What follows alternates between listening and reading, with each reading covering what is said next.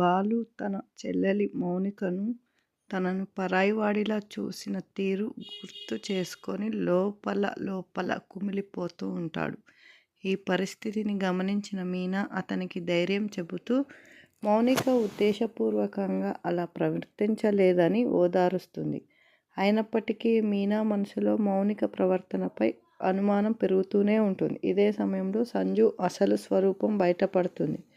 మౌనికతో హీనంగా మాట్లాడుతూ బాలు బాధపడటం తనకు ఆనందింపచేసిందని చెప్పడం కలిచివేస్తుంది. మీనా ఫోన్ చేసినా సంజు భయంతో మౌనిక ఫోన్ లిఫ్ట్ చేయకపోవడంతో మీనాలో మరింత ఆందోళన పెంచుతుంది.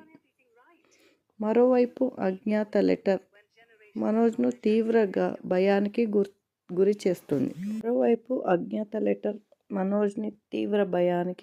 గురి చేస్తుంది.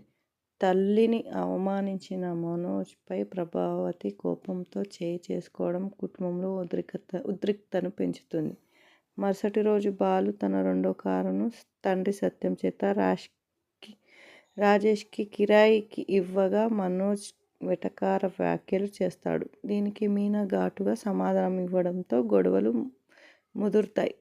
చివర్లో మనోజ్ జ్యోతిష్యుడిని ఆశ్రయించగా అతడు చెప్పిన ప్రమాద హెచ్చరిక మనోజ్ భయాన్ని మరింత పెంచుతుంది. అలా సాగుతూ ఉంటుంది. ఇక సోమవారం మన ఫ్రెండ్తో కలిసి ఓ జ్యోతిష్యుడి దగ్గరికి వెళ్తాడు. అజ్ఞాత వ్యక్తి రాసిన లెటర్ గురించి చెప్పి మనోజ్ ఆందోళన చెందుతాడు. దీంతో ఆ జ్యోతిష్యుడు మనోజ్ క్యారెక్టర్ అర్థం చేసుకొని మరింత భయపడేలా చేస్తాడు. నీ చుట్టూ ఉన్నవారిని ఎవరిని నమ్మవద్దని, వారితో నీకు ప్రమాదం పొంచి ఉంది అని భయపెడతాడు.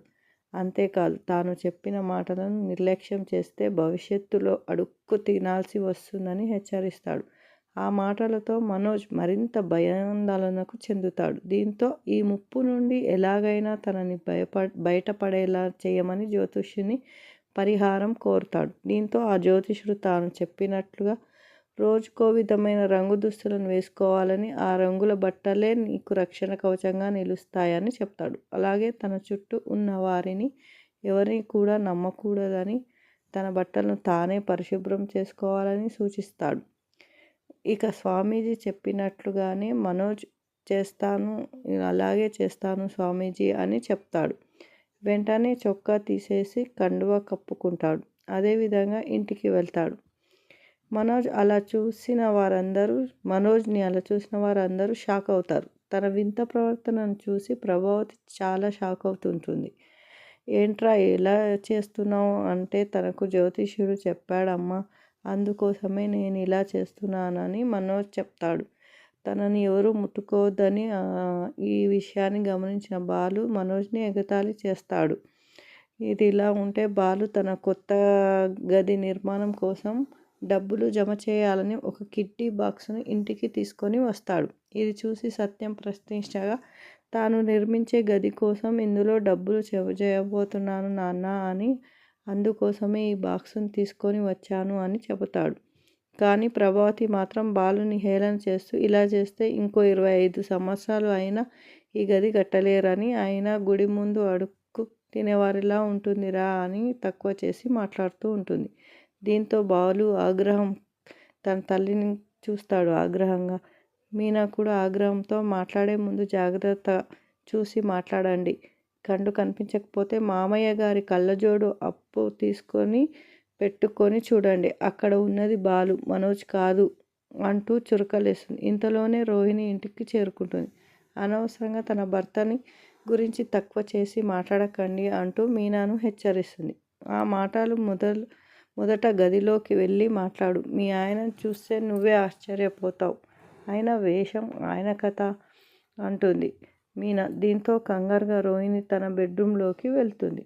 అక్కడ మనోజ్ని శాల్వా కప్పుకొని దీక్ష చేస్తున్నట్లు కూర్చుంటాడు. ఏమైంది మనోజ్, ఇలా ఎందుకు చేస్తున్నావు అని ప్రశ్నించగా తాను ఒక జ్యోతిషం స్వామీజీ వారి దగ్గరికి వెళ్ళానని జరిగిన కథ మొత్తము చెప్తాడు. ఇకపై ఇంట్లో వారిని ఎవరిని నమ్మని, ఇండైరెక్ట్గా రోహిణిని కూడా నమ్మనని చెబుతాడు. దీంతో రోహిణికి కోపం వస్తుంది. నువ్వు చదువుకున్న వాడివే కదా, ఇలా ఎందుకు ప్రవర్తిస్తున్నావు అని ప్రశ్నించగా చదువుకు ఆధ్యాత్మికతకు చాలా తేడా ఉంది అని బదులిస్తాడు. దీంతో ఏం చేయాలో అర్థం కాక రోహిణి తల పట్టుకుంటుంది. ఇది ఇలా ఉంటే మీనాక్షి ప్రభావతి దగ్గరికి వస్తుంది. సత్యం ప్రభావతి కలిసిపోవడం తనకు చాలా సంతోషంగా ఉందని చెప్తుంది. అయితే ప్రభావతి మాత్రం ఆ క్రెడిట్ మొత్తం తనదేనని కట్టుకథ చెప్తుంది. అది విన్న బాలు అంత లేదు, షీలా డార్లింగ్ వచ్చి వారిద్దరిని కలిపింది అని అసలు విషయం బయట పెడుతుంది. అంతే, ఇది అత్తదిద్దిన కాపురం అంటూ మీనాక్షి కామెంట్ చేస్తుంది. అయినా ఇందులో చెప్పుకోవడానికి తప్పేముందే, మీరిద్దరూ మాట్లాడకపోతే మీ అత్తయ్య వచ్చి మిమ్మల్ని కలిపింది అంటూ ప్రభావతిని అడగగా ఏం చెప్పాలో అర్థం కాక ప్రభావతి సైలెంట్గా ఉండిపోతుంది. ప్రభావతి సత్యం అక్కడికి వచ్చి ఇలాంటి తప్పులు చేస్తుంటే కాబట్టి ఈ జన్మలో ఇది మారదు అనే ఉద్దేశంతోనే ఇలా క్షమించి మాట్లాడుతూ ఉన్నాను అని అంటాడు. దీంతో ప్రభావతి ముఖం మాడిపోతుంది. ఇదిలా ఉంటే శృతి రవి ఇంటికి చేరుకుంటారు. ఇంట్లో వారందరినీ హాల్లోకి రమ్మని పిలుస్తారు రవి, శృతి. ఏంటి ఎప్పుడు లేనిది ఇలా అందరినీ పిలుస్తున్నావు అని మీనాక్షిని అడగగా తన హోటల్లో బెస్ట్ కపుల్ కాంపిటీషన్లో నిర్వహిస్తున్నారని, అందులో మన ఇంట్లో ఉన్న వారందరూ పార్టిసిపేట్ చేస్తారని అప్లికేషన్ ఫామ్స్ తీసుకొచ్చానని, ఇష్టం ఉన్నవారు ఫిలప్ చేయండి అని చెప్తాడు.